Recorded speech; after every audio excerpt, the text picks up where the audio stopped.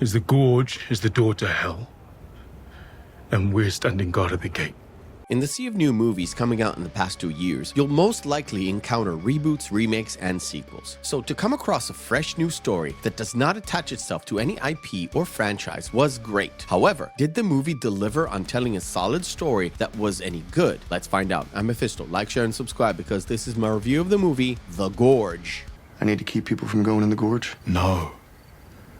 You need to stop what's in the Gorge from coming out. The Gorge is a science fiction, romantic action horror movie, that's a mouthful, that was released exclusively on Apple TV and stars Anya Taylor-Joy and Miles Teller. The premise of the movie is simple. The government of the world discovers a gorge that contains foul creatures known as the Hollow Men. Someone who had our job called them that a long time ago, and the name stuck. And decided to man 2 posts, one on the West Bank and one on the East Bank, to make sure the gorge doesn't spill out into the world. Levi is an American sniper sent out to relieve that West Point, and Drasa is a Lithuanian sniper sent out to do the same on the East Bank. The two develop a relationship that puts them both straight into harm's way of the gorge.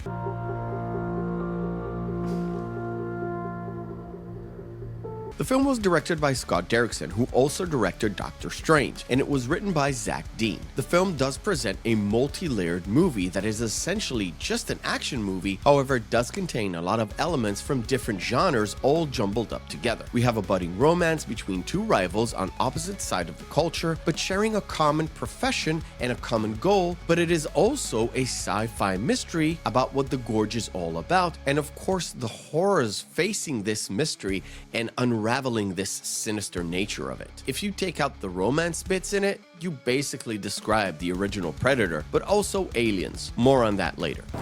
This damage looks seismic. Earthquake, maybe.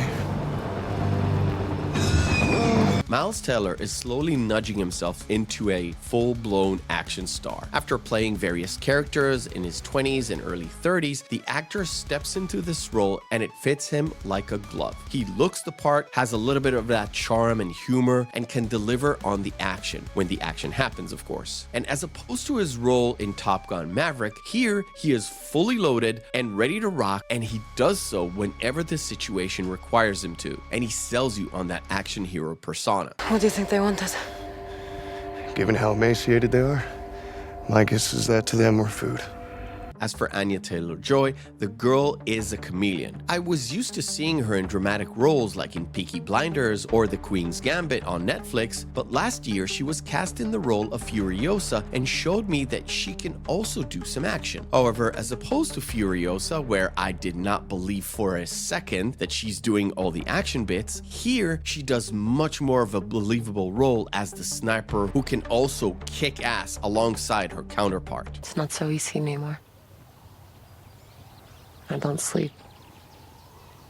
Sometimes for days. Whether it's the original writing or an inspiration from the cast, Taylor and Joy had scenes referencing their prior works. It was all a part of the overall romance bits, and it was brief, fun, and completely in line of what the story was going for. This is something I have encountered in the past, mostly in Ryan Reynolds movies, but not only. And this wasn't, of course, the fourth wall breaking thing, nothing like that. It's just a couple of fun scenes. If you're not aware of both actors' previous body of work, you wouldn't even know it was there, but if you do, it's just a couple of nods and it's built into the story. As for the movie itself, I've been longing for this type of movie for a long time. What is this type, you might ask? Well, the type of movie you sit down, watch, and enjoy, and be done with it as soon as it ends. It's like an old school action movie. I want a decent story that can have a little bit of plot holes and maybe even some predictability, but the experience of watching it was fun by myself or with a group. To put it in numbers, a solid 7 movie in 90 minutes. Now, if you've watched some of my reviews in the past, you'll notice that I never give numbers or stars or grade in any review. This is just my way of doing it, especially for people who have not watched the movie at all. But when I say a solid 7, I mean exactly the description above. Solid characters, solid motives, solid 3-act story, and a good old-fashioned ending. Now, this usually comes with a price. It is formulaic, predictable, and if you're a regular movie goer, even the twists and turns this movie takes are not shocking to you. What I mean to say is that it's just an action movie that makes you feel good watching watching it. And when you're done,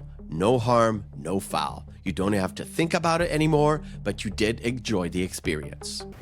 The recipe's been passed down for decades, so please don't mess it up. To be fair, the inclusion of Sigourney Weaver kind of reminded me of Aliens from 1986. The story isn't even near the same level or the direction, however, some elements are there. And I'm purely talking about the mix of action and horror. Plus, Weaver plays a totally different role, but in Aliens, there is a counterpart to that role. I just think you need to discover it for yourself. A lot of reasons for me right now.